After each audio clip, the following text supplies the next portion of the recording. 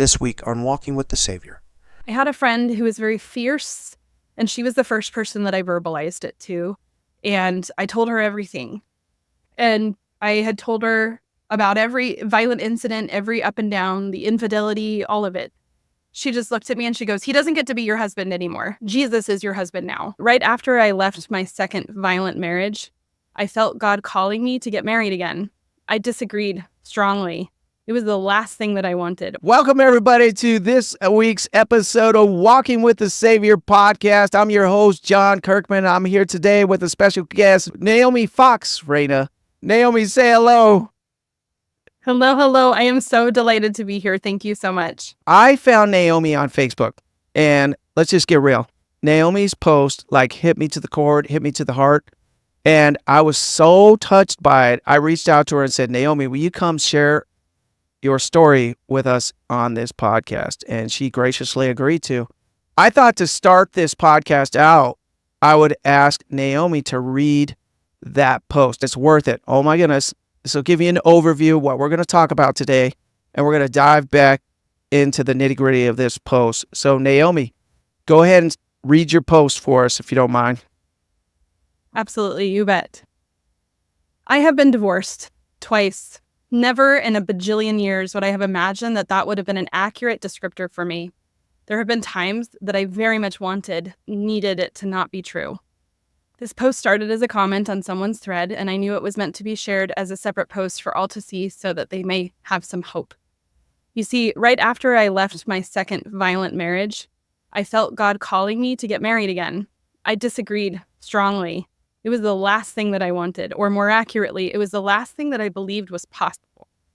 But there was no denying what was requested. And as God does, God implied it would be, quote, soon. So I did the work. I healed with as much dedication as if God himself had asked me to, because he did. I went to therapy twice a week for 6 months. And then I went once a week for another 6 months. I grieved. I screamed. I cried a lot. I cried at home and in the car, on the treadmill at the gym, and on walks alone. I journaled and I sat with my own thoughts and got very, very honest with myself about a whole ton of stuff. I stopped telling myself untrue stories. I stopped needing to see myself as the one who was always, quote, right. I stopped judging others, but mostly I stopped judging myself so very harshly. I bravely went on date after date, healing from domestic violence and infidelity betrayal. So very difficult. But I knew I needed to. I couldn't stay in that shell of pain and anguish. So I put myself out there. I had many kinds of conversations with many kinds of men. Much of it was fun. I genuinely do enjoy people and their stories, but a lot of it was awful too. So many masks in the single scene to sort through, mine included. Always checking in with myself to see what I truly wanted, and of course correcting as necessary. Learning to be kind and honest and direct with myself and with others was like Jedi training, difficult and proved to be so worth it. But I knew I was looking for someone very specific because God had told me so. I knew this man existed because I exist. I was nearly delusional about believing that he was real, even though many people told me my standards were too high, that I'd never find him, that all of that couldn't be in one person. I wasn't looking for perfection, just someone who had 3 things. 1, loved God more than he loved himself. 2, fiercely protected my heart. And 3, that I felt that spark with. And with all the ups and downs, after 5.5 years, I found him. And he's even better than I had imagined. We've been married over 3.5 years now, and it genuinely just keeps getting better every day. He treats me like a queen and made me want a name because Reina means queen in Espanol. He loves and listens to God. He inspires me to be a better mother, and he supports me in being a great friend. He deeply believes in the work that I do, and yes, he fiercely protects my heart. I am so blessed by this man whose name means God has healed, and yes, he has. Do not give up. Do not fall into despair. If you want a quality marriage and a joyful life, do not relent. Become the one half of that partnership and trust that you will be magnetized to each other. What you seek is seeking you. Wow. After reading that, I had to reach out to Naomi. And thank you so much again just for sharing that here. That was so real, so raw, so powerful. You're welcome. I just want to pause just for a minute on. Sorry, I'm just finding the spot here. My heart just breaks for you that you went through a violent marriage. And I just, my heart breaks for anyone that has to go through a violent marriage. My heart just aches. And I'm so happy you're in a much better place. But Me what too. would you say if a sister out there knows she's in a violent marriage? What would you say to her?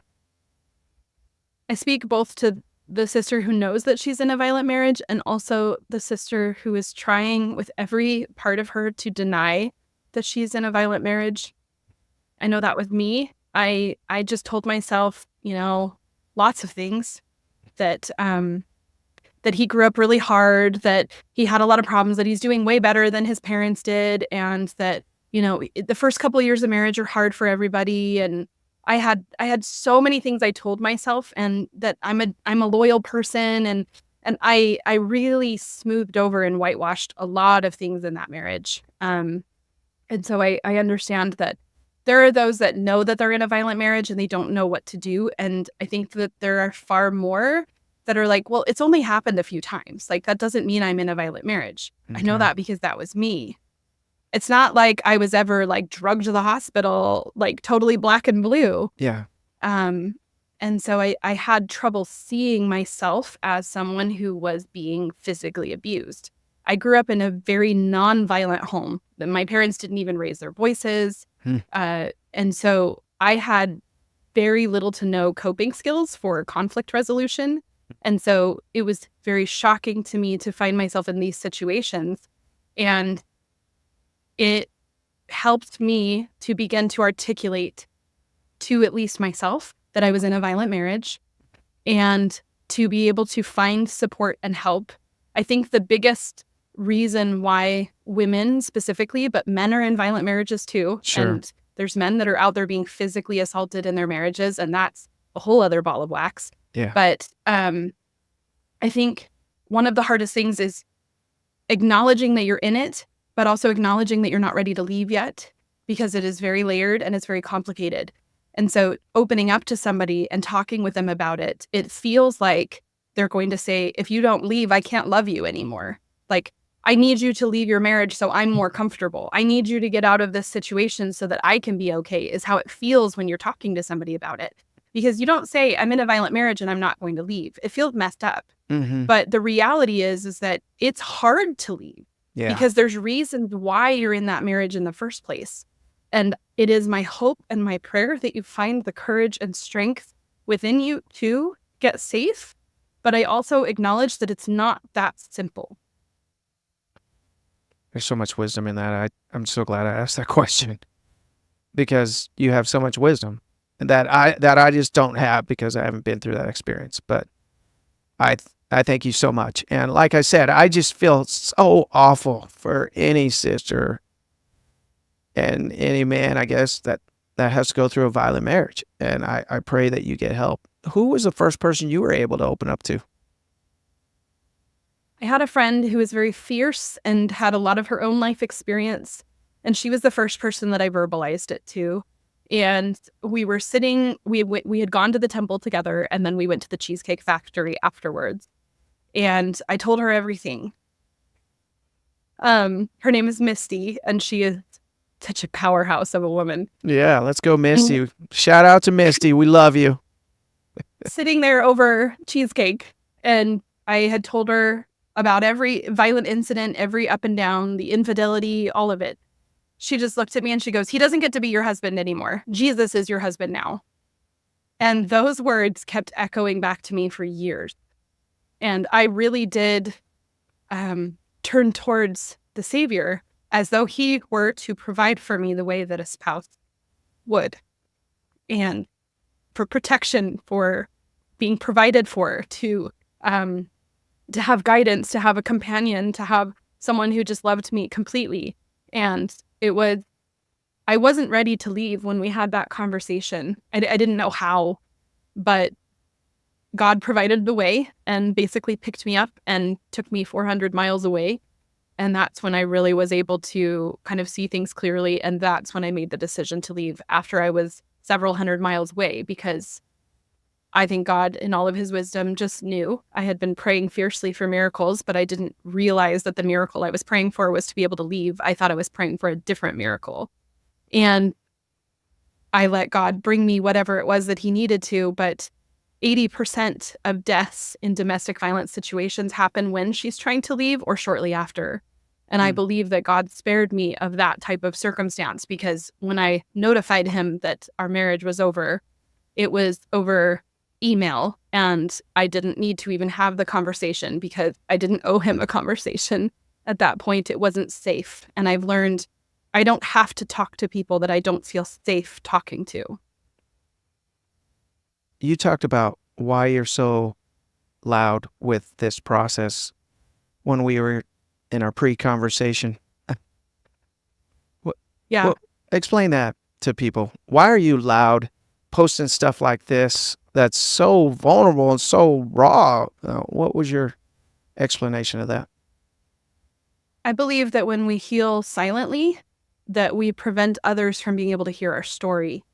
And if I had seen someone posting something like that, maybe, just maybe, I would have seen myself in it or seen some hope in it. And it might have given me the courage to step forward. I think one of the hardest things when you're in a really, really messed up situation is the shame.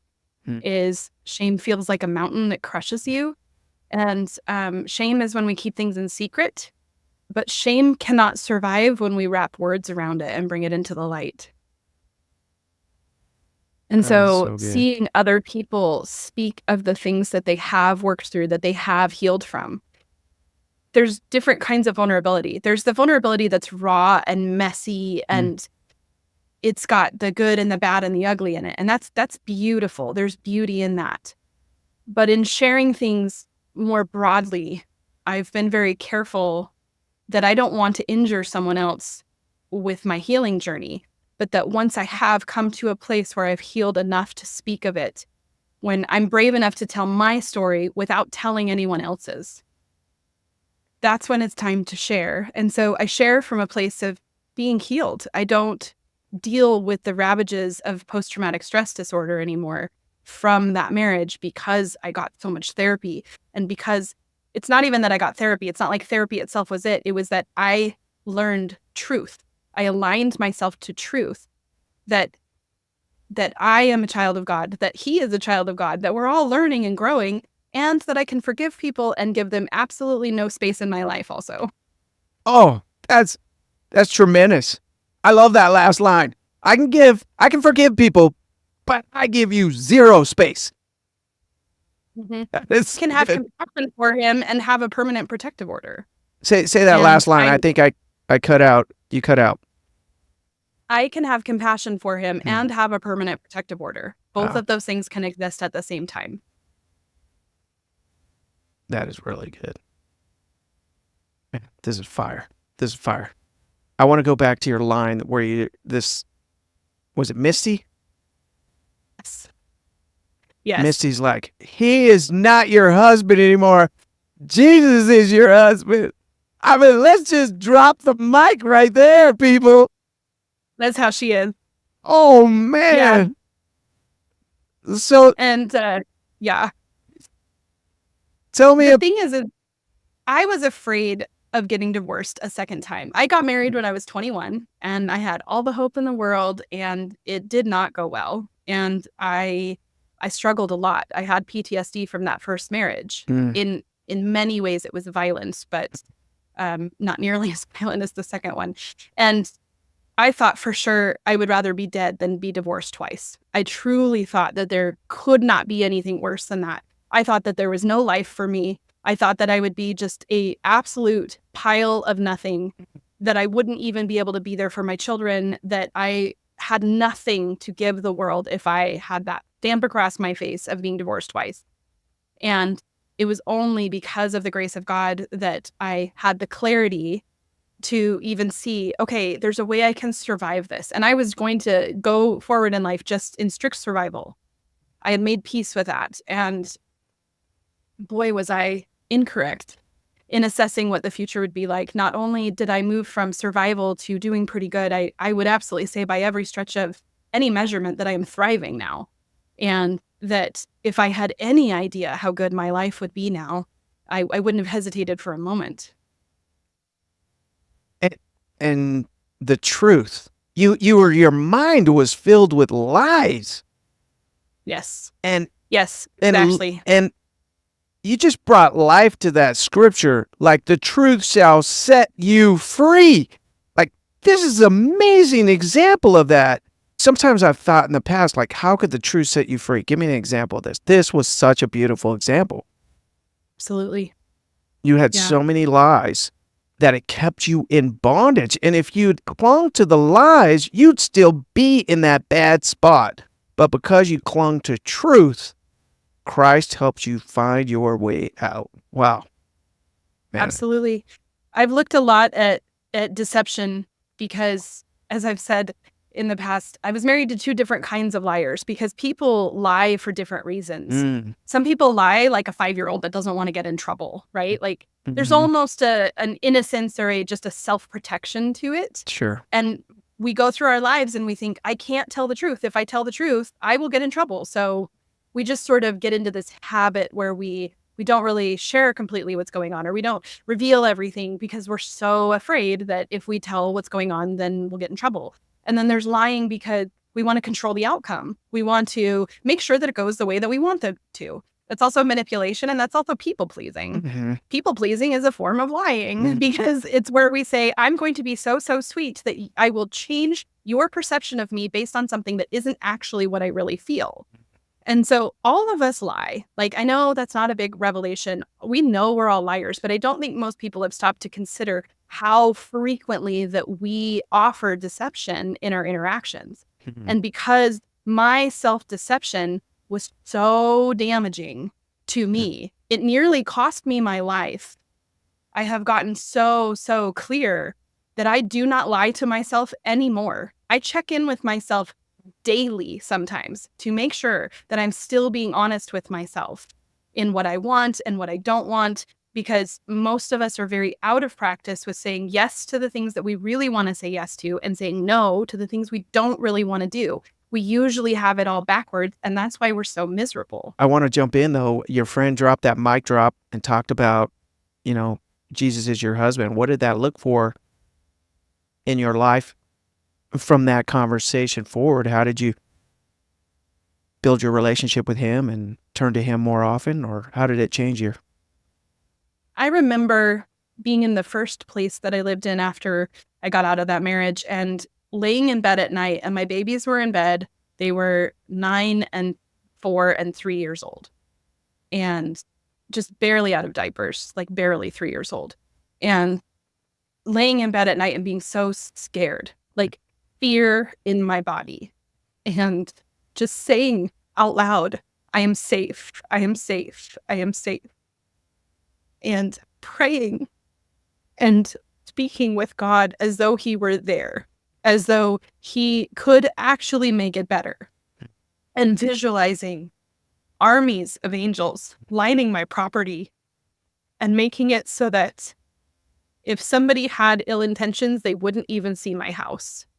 And having that faith and that reassurance that God was like, you can go to sleep now, you're safe. Just like a husband would say to a wife who is scared, you can go to sleep now, you're safe. I've got this.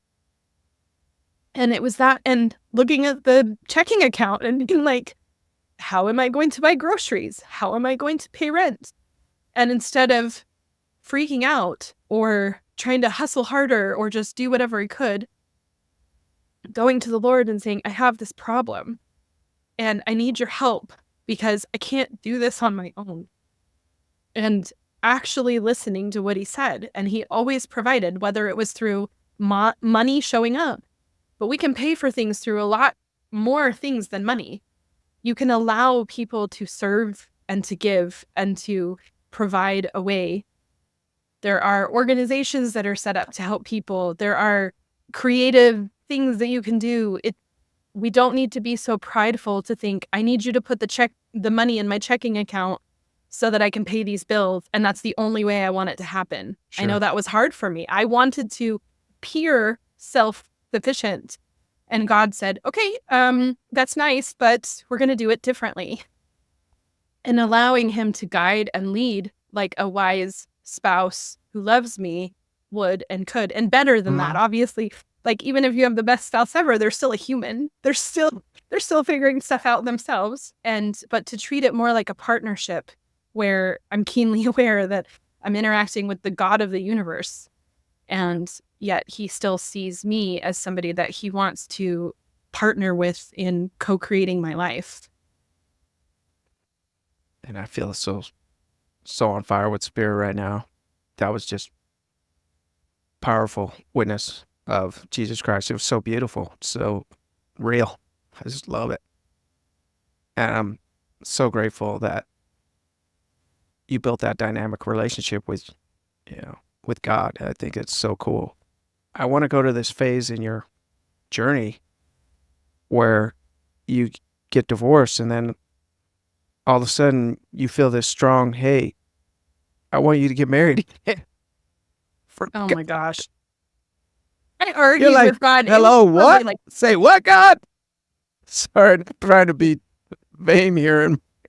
But no, that's exactly what happened. It was like, no, you can't ask that of me. Ask me anything else, but not this. Like, you're like, ask me to walk on water. I'll do that sooner than walk. Yes. Yeah. Yes. The idea of even being on a date or in a room alone with a man made my body constrict. I didn't feel okay. And I remember so clearly not trusting myself. I actually ended up, my hair was about as long as it is now, so like well past my shoulders. And I cut it to my chin myself the day after the protective order hearing. And then I had it cut like a pixie cut like a month later. And then a couple months after that, I shaved my head because I needed to release everything. I needed to not be attractive. I needed to like withdraw completely. And I needed to have it be that he hadn't touched a hair on my head. Like it was very powerful. It was like I took a staff and struck the timeline of my life and declared, I will never be that woman again. And I got exactly what I wanted out of it. That's exactly what I got out of it. And many, many things. And I'm so glad that I did that. And in the progress of it, for God to tell me, I need you to vulnerably open up to someone again and it's going to go really great. It was like, I'm a relentlessly optimistic person. It's one of my gifts and I believe it comes right from God, but my optimism was out. I had used it all up. Yeah. And so I remember so clearly being in therapy, sitting on that leather couch with my therapist. And he said, like, we're going to go through this process in a way and give you tools so that you can trust yourself again. We thoroughly studied the information in the book, How to Avoid Falling in Love with a Jerk. Highly, highly, highly recommend. Never heard of that one, but 10 out of 10. If I had followed the principles in that book, I would not have gotten married to either my first or my second husband. And because I followed the principles in that book, I knew that it was right to marry my third husband. And I knew that he was a quality man. And so highly recommend that. It put some measure of trust in myself back in my hands so that I could move forward. Because if God hadn't told me this thing, I would have been like, that's fine. I'm just going to be a good mom. I'm just going to provide for my boys. Like, we'll just move ahead. Like, maybe in 10 years, I'll look at dating again. But God told me, there are things I need you to do that you cannot do without him. And I need you to find him and I need you to be ready. How did you come to the point of like, okay, God, I'll trust you? To an extent, I didn't really have another choice. I mean, we had another choice, but I knew that I have a great and powerful God. I didn't really fully give all of my will over to him until my life was gelatinous splat. And looking back, it's like, how did I get into those 2 marriages? Like, how did that happen? Like, I did a lot of self-reflection. Like, at what point should I have known? Like, so much questioning.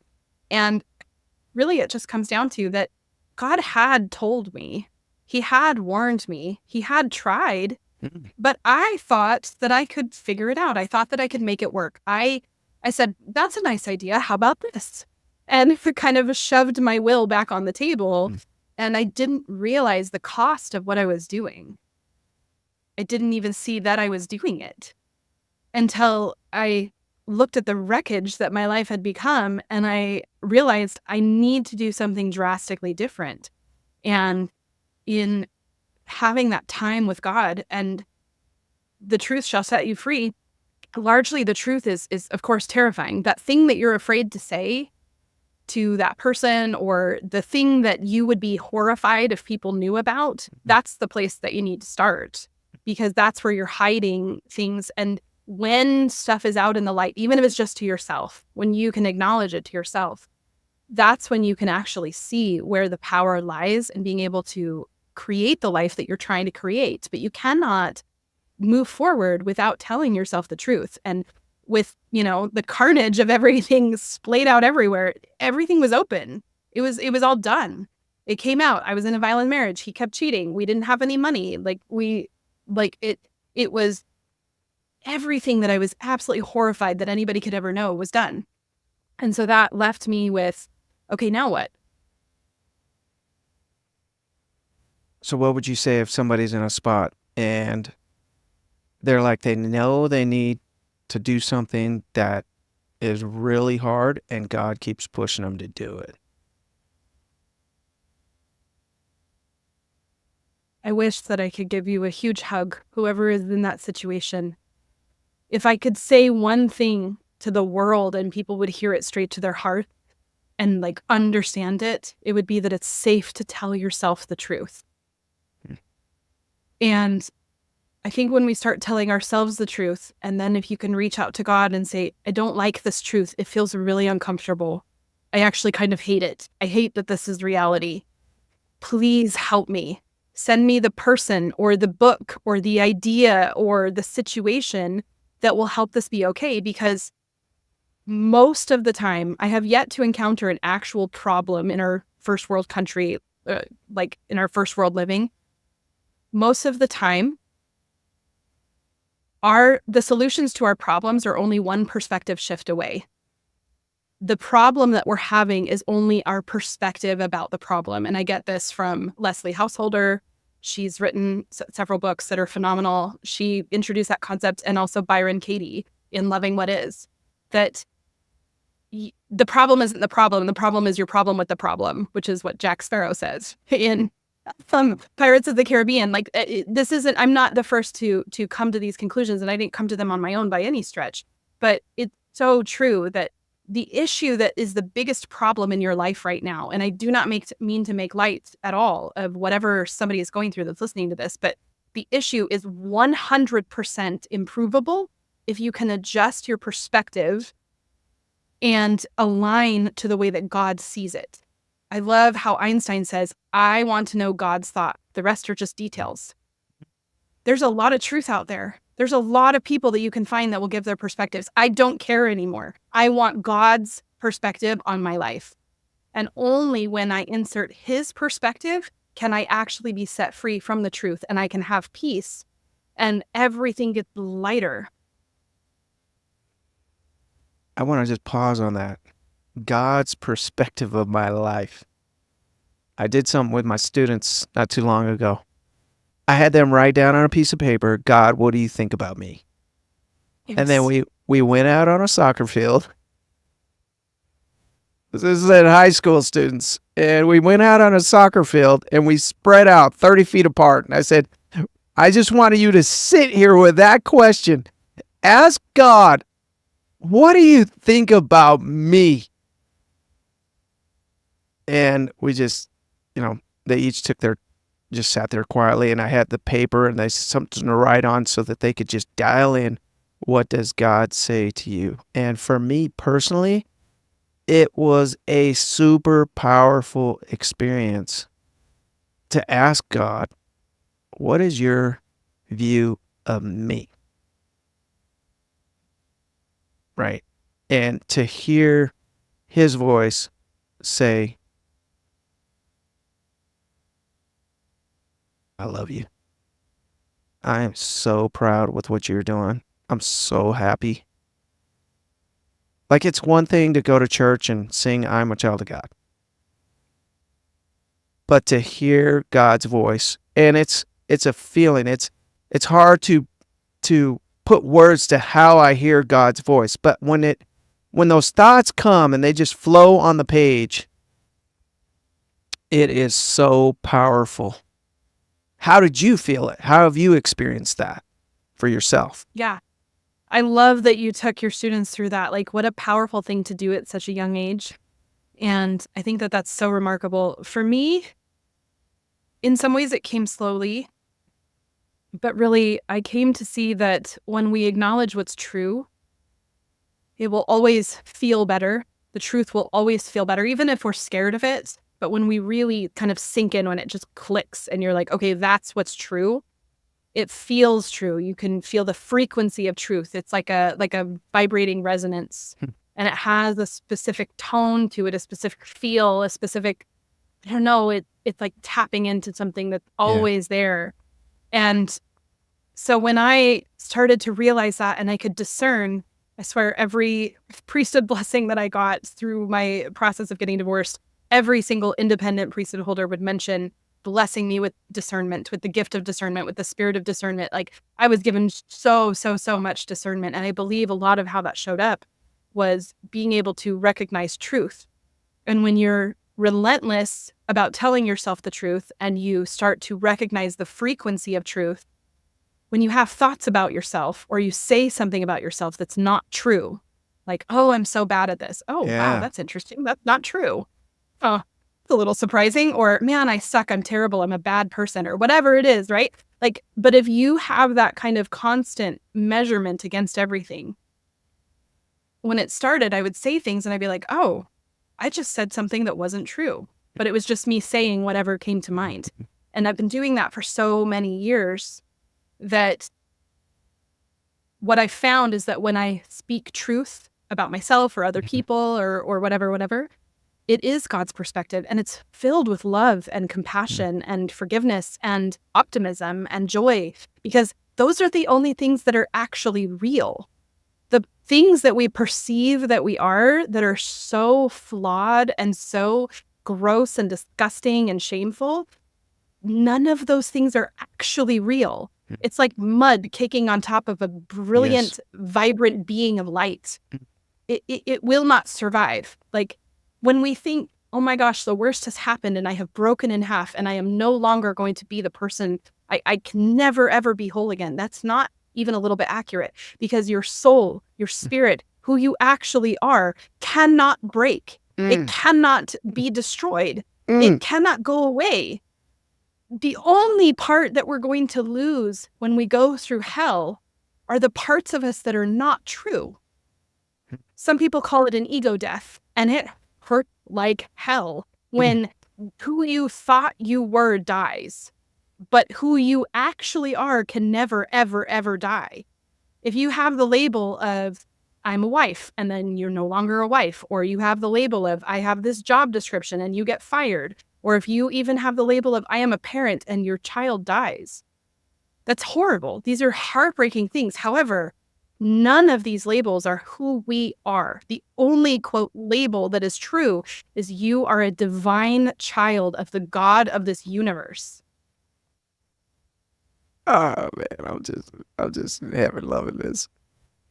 It reminds me, I just got to tell this. It reminds me of a clip. Maybe I'll put a link to it in the show notes, where it's a 1980s movie of Superman, and he's Clark Kent in this scene, and he's just hunched over, a little bit awkward. He's got a suit. He's got these funky glasses. He looks kind of quirky, and he's going to go on a date, I guess, or something with Lois. Who's the girl, Lois or whatever? Lois Lane, Yeah. And And he's all like shy. And then she walks off the scene. And then all of a sudden he like puts on his Superman. And he's like, and then she comes back in and he's like, oh, right now I'm Clark Kent. And he just kind of like hunches down. And what you just described is that, right? We are Superman. We are superheroes. We're designed for greatness. We have in us divinity.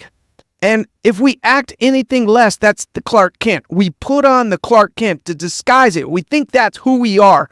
We say these negative things about, this is who I am. This is who I am. No, that's the Clark Kent.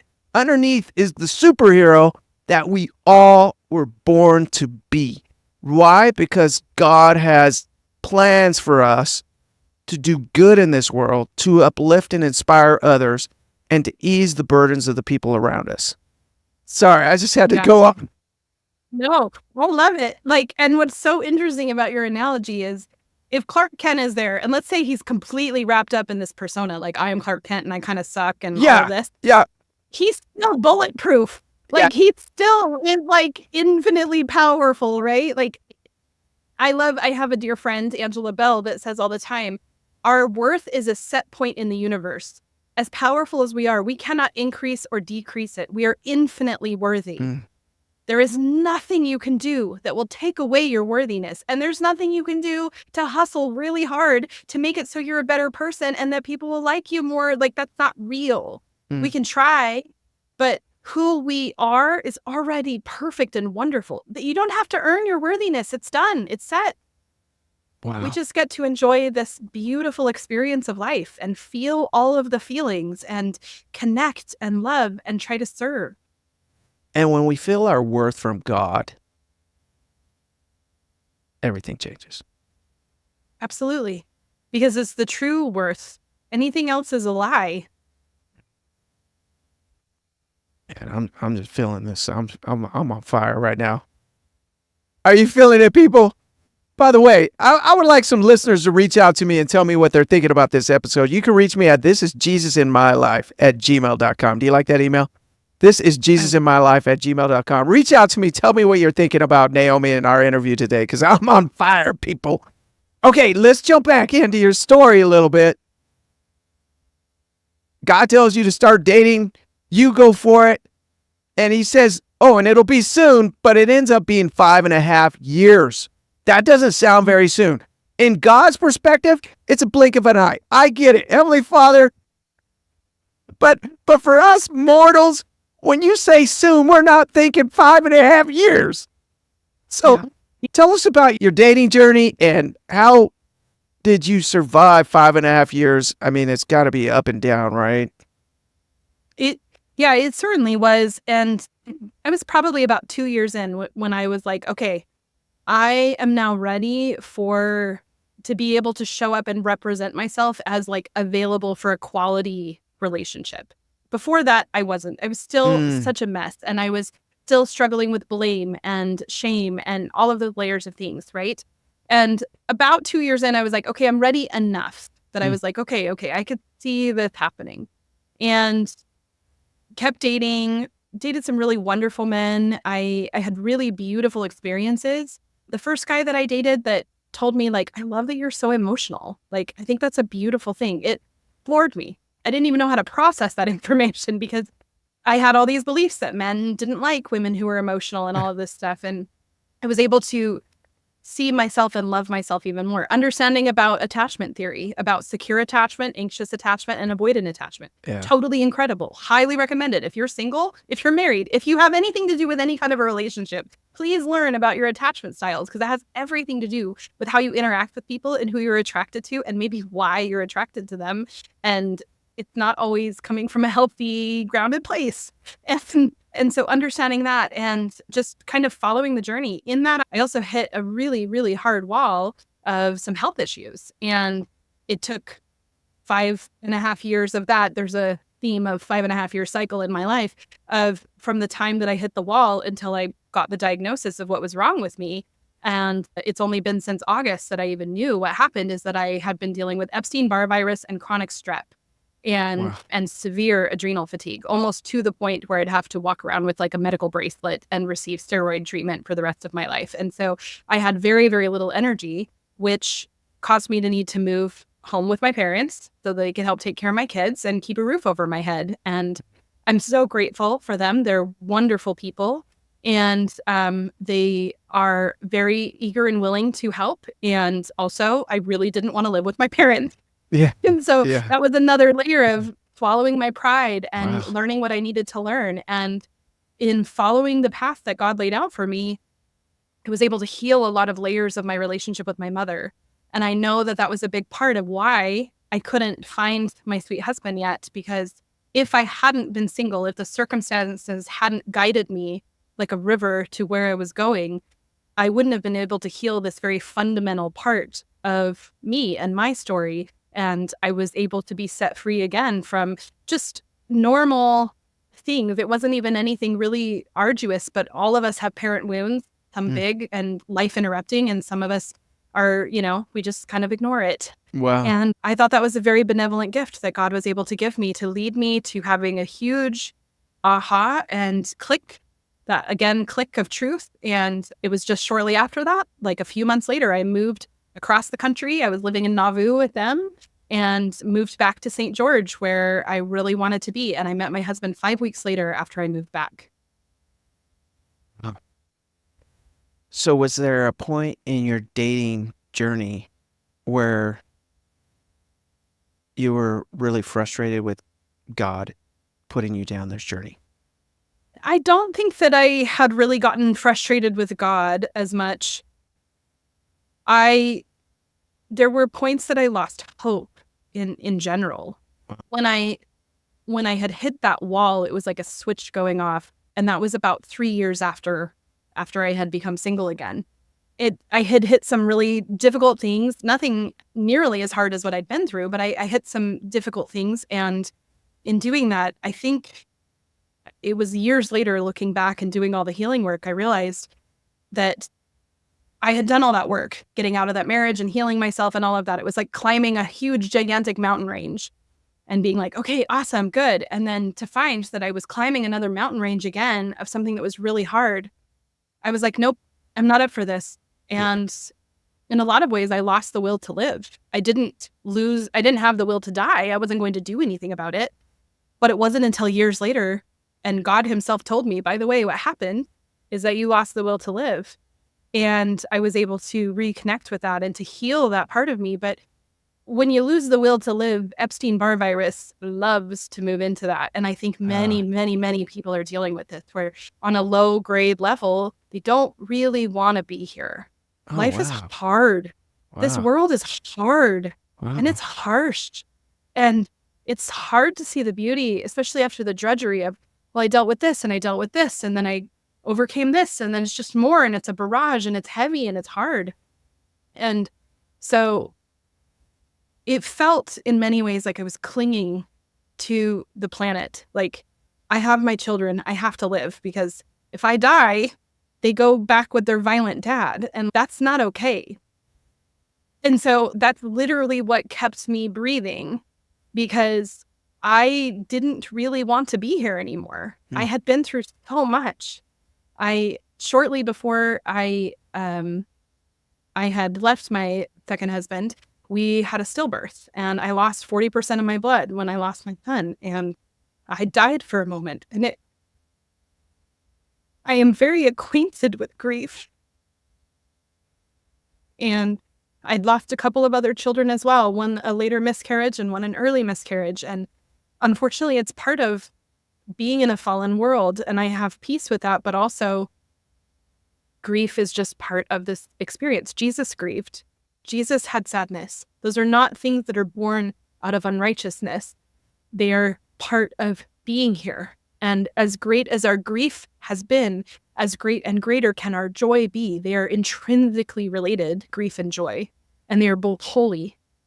And so going through all of that and just hitting this point of exhaustion, soul level exhaustion, I met my husband while I was still so sad in many ways. I'm a happy person. I'm optimistic. It's not fake.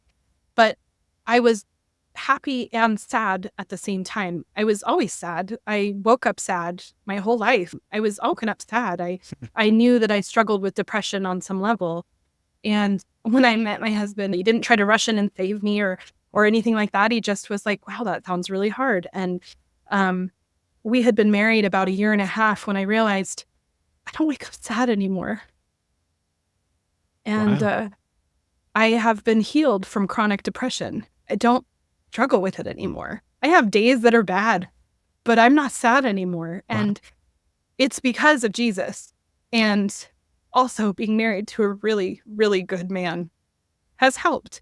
But he's not responsible for my happiness. He just adds to it. That's deep. How did Jesus help you through your depression, do you think? I know that there are many of us who walk with the Savior. And I love that that is the context that you talk about all of these conversations here on this podcast.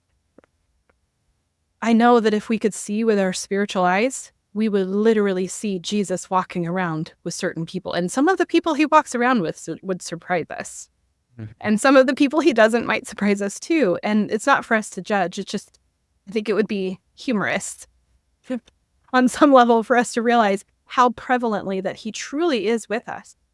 And I became aware of this many years ago. And the Spirit bore very strong witness of this to me. And I've tried to cultivate that to be a vessel where Jesus could walk with me. And to also understand that when I speak the things that I do, when I share what I do, some people are going to be very drawn to me because I walk with my Savior. And some people are going to be very strongly repelled from me because I walk with my Savior. And that's okay. It has nothing to do with me. I love it. I love it. Hey, we all love a good love story. So, And I love our love story. And I wish so much for everyone to be so in love and so safe and so joyful in their relationships that wants to be. It's the best thing that this world has to offer. when you went through this 5.5 year journey, when it hit you, I think this is the man that God had in mind for me. And cool. So we met on summer solstice. It was actually the day of an eclipse. I teach astrology, and so it's just interesting. Total eclipse of the heart. Wait, sorry, I'm a horrible singer. Yes, exactly. And so we had met on summer solstice, and we knew each other for 3 months before he proposed. And he proposed, it ended up being on fall equinox, and he didn't realize that, but it was just poetic. You know all And then we these got days and signs. And Oh, I'm very into days and numbers and all the things. That's And then we got cool. married on 11/11. And so we knew each other 143 days from the day we met until the day we got married. And it turns out, I didn't know this, that 143 is the number of true love. Because if you were, I love you, 1 letter, 4 letters, 3 Hey, letters. 143, I love you. It's the numbers of the, Yeah. the I, 1, love, 4, 3, you. And so it went very, very quickly on paper. By the calendar date, it was very quick. But the reality was that it felt good and it felt safe. And he was so patient. I think one of the ways that I knew that he was the one is he knew he loved me very quickly. And that's fine. Like, if he wants to fall in love fast, that's his business. And he told me he loves me after like 3 weeks of knowing each other, Oh, right? that's a little quick. I know. And he meant it. And I could feel that he meant it because I can discern. I can feel when people are full of crap, and I can feel when they're telling the truth after everything I've been through. And he just said it, but he didn't expect me to say it back. And, you know, I told him, I was like, wow, that's so beautiful. Thank you. I don't feel the same way at this point. And he's like, I know. He's like, I'm not worried about it. He's like, this is what's true for me. And so I'm going to tell you. And there was no expectation. There was no strings attached. And we just kept dating. And he would tell me from time to time that he loved me. And I wasn't in a place where I could say it back. And I even got scared. I'm like, what if I can't love this man back? Sure. What if I break his heart? Yeah. And then God was like, he's a grown man. He can deal with his own broken heart. And I was like, okay, that's right. Yeah, he's a grown man. I can let him have his own thing. I didn't say I love you back for 5 weeks. Whoa. Not because I was withholding it, not because I was scared, not because of any of that. I just needed that amount of time, which is still fast. I mean, we're talking like 8 Yeah. weeks. Yeah. Like, it's still very fast, but we spent a lot of time together. We did a lot of talking. In the How to Avoid Falling in Love with a Jerk, they talk about time, togetherness, and talking. You need at least 90 days. You need to talk a lot, and you need to be physically together in the same space to truly get to know someone. Nice. And I have such an awareness of people. It's what I do for a living. I am a social scientist. I help people understand themselves. And so I understood him and I understood myself deeply. And that accelerated our ability to understand each other. And so after I knew that I loved him, it was like a month later that we were engaged. And it was seeing how he had the patience and didn't push me whatsoever to be like, well, I'm in love with you. Are you really going to just leave me out here? Oh, yeah. He always respected my boundaries. He never, ever, ever once, when I said, I can't talk tonight, or I can only see you after 9:30, or I even told him after we'd been getting to know each other like a week and a half, I was like, I'm really busy with work. I need like 3 weeks. So just don't text me or call me. Like, he thought I was brushing him off. And then I realized, I don't work on Sundays. I could go to the park and walk with you on Sundays. Like, I really was trying to figure out things, and he was just so happy and eager to show up in my life in whatever space that I had. And he never, ever pressured me. And he just is so profoundly respectful and honorable. And these things that were careful, but he's also got like this fierce backbone, and he's not a pushover, even though he's really laid back. Like, all of these really unique qualities that I was like, I have never seen all this in one person before. And it was all of that reassurance. And he constantly reassures me. I need reassurance. I'm anxious attachment. I am the type of person that I need reassurance. And I believe most women do. Most women are scared a lot, even if we don't talk about it. I love how Teal Swan talks about that. If men knew how much women are physically afraid of being harmed on a regular basis, any women listening, email John and tell him, like, the fear of just walking to your car in a parking lot, even if it's in broad daylight, most women are afraid of being physically attacked on a very regular basis. And so the men who are good men need to reassure the women that you are not going to hurt us, that you are not going to impose yourself, and everything would just be so much better if men understood how vulnerable women feel, and if women were able to receive that reassurance and not be afraid of the men in their space. And so these types of things are so powerful. I say this to my students real quick. Let me jump in. Keep your thought. But I always tell my students this, and I just want to, and sometimes my students listen to these episodes, so I just want you to know, this is my rule. Boys, your number one job on a date is make sure the girl feels safe. That's your number one job. So I hear that loud and clear from you today, Naomi, and amen. Because I've had several women talk to me about this, not feeling safe, for example, to take a jog. And I've never worried about my safety when I take a jog, except for when I grew up in LA. Okay, but I've been gone and out of that for 30 years now, and I haven't felt worried about my safety. But women often worry about their safety when they go for a jog. And I'm like, whoa, that is wild. Absolutely. Right? And I live in a really, really safe area, and I would not go walking at night. In my very safe, upscale neighborhood, I would not go walking at night by myself. Yeah. I'll go walking at night with my husband for sure. Mm-hmm. I will not, as a woman, go walking by myself. And it blows my mind that anybody... Take us back where you were at. I cut you off to share that. No, you're just fine. I thought that you actually added to that really beautifully. Like, really being, as a woman, knowing that I needed safety and allowing myself to receive that, not feeling needy when I needed reassurance, telling him I need reassurance. He goes, okay, I will give you reassurance. And he means it. And he still does it all the time in every way. Reassurance emotionally, physically, mentally, spiritually, just to show me he is the man in my life. He's got this. He can handle it. And I don't have to receive the burden. He takes the burden and I take the burden, and together we do it. But he doesn't leave me to figure it out. Excellent.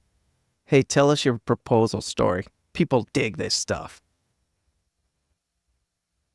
It was very simple. We were just sitting there. It was after midnight and just talking about everything. And we had talked about what if we got married and all the things, and the conversations were there. And he just turned to me and he just said, will you marry me? And I said yes. And then He proposed like a week later when we got a ring. He proposed again on one knee. And then again, a few weeks later, he proposed while we were walking through the park that we used to walk through all the time. And he's proposed to me since we've gotten married. He asked me again and again and again to marry him.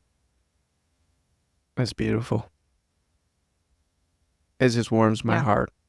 I wanted to end the story on a, uh, like, hey, Disney princesses are real, man. Indeed. And Disney princes are real as well.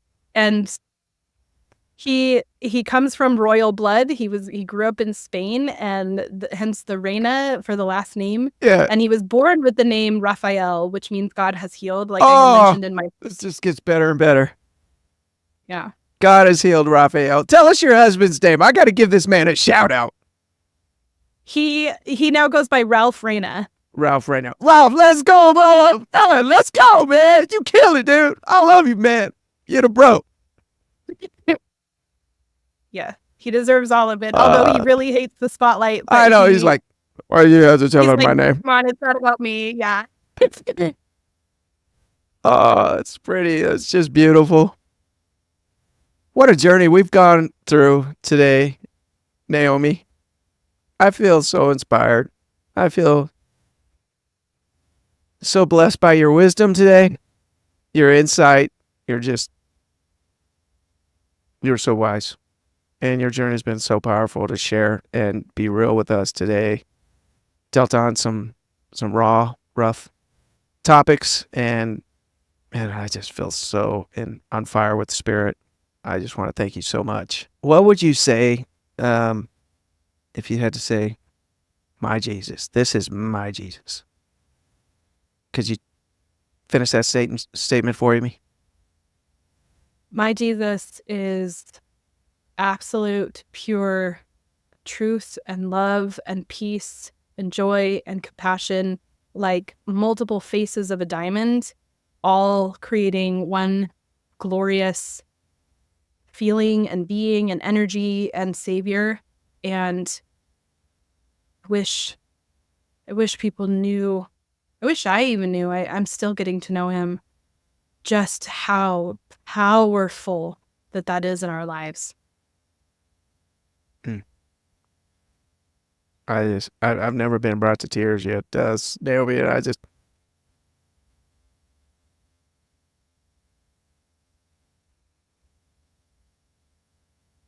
I just feel so much appreciation for this conversation, and just man, maybe it's just because you just put it so real, and just I heard it for you in your story when you were talking about your abuse. I felt for you when you had to get a restraining order. I felt for you when when God told you to start dating again. I just like, that had to be so hard for God to say. Yeah. But it was so right. So right. So right. And then I just love the Disney princess ending, if we shall call it that.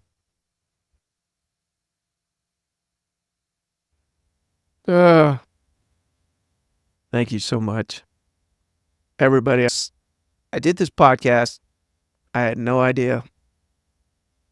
Up about my first 3 or 4 interviews, I thought, okay, I could interview these people and then we'll see where this goes. I never knew I would meet Naomi and have my life so blessed by conversations like this.